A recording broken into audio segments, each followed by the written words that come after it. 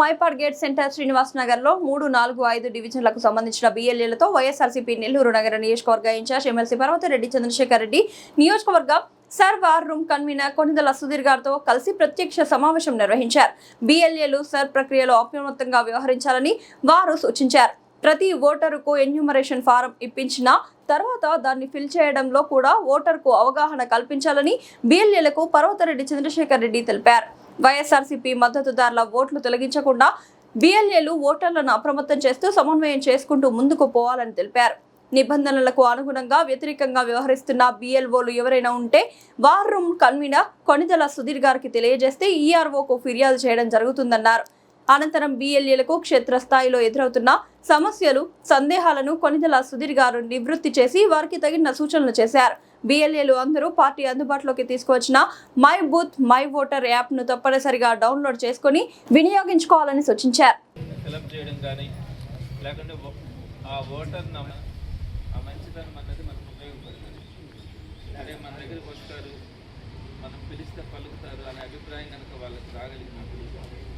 మనల్ని ఒక లీడర్గా వాళ్ళు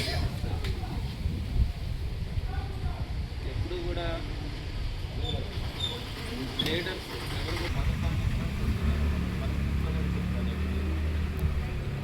పని చేసే వాళ్ళని, పని చేస్తున్న వాళ్ళని, నమ్ముకున్న వాళ్ళని ప్రోత్సహించాలి అనేది. దాంట్లో కొన్ని లోపాలు కూడా ఉంటాయి ప్రతి మనిషిలో. మనకు కూడా ఎవరో లోపాలంటే కొన్ని పెద్దవి ఉంటాయి. అది క్రైటీరియాగా నేనైతే తీసుకోను. ఎందుకంటే ఎక్కడైనా అన్ని ఎంతో కొంత కమిటెడ్గా అంటే ఎక్కువ సమయం కేటాయించాలని కూడా నేను చెప్పను.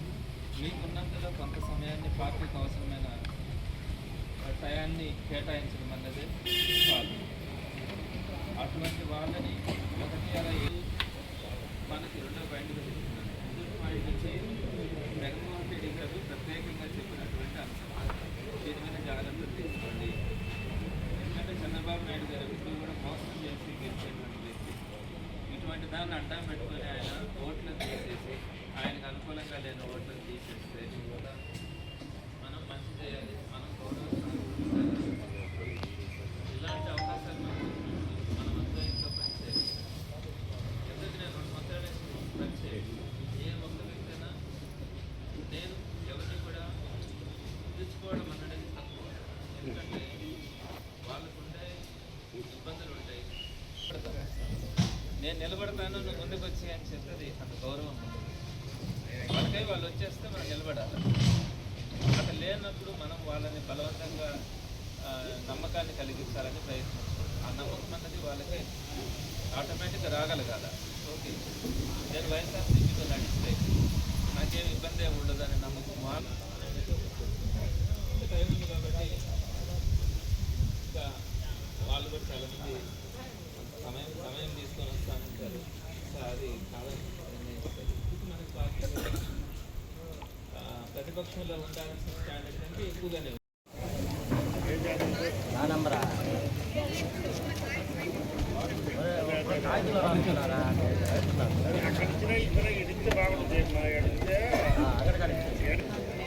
ఫోన్ చేస్తే పోనా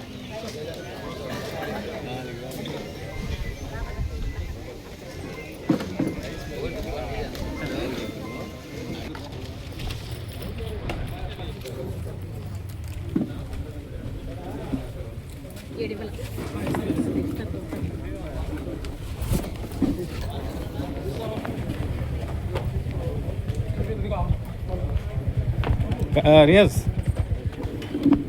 పిలిచా రామచంద్ర గారు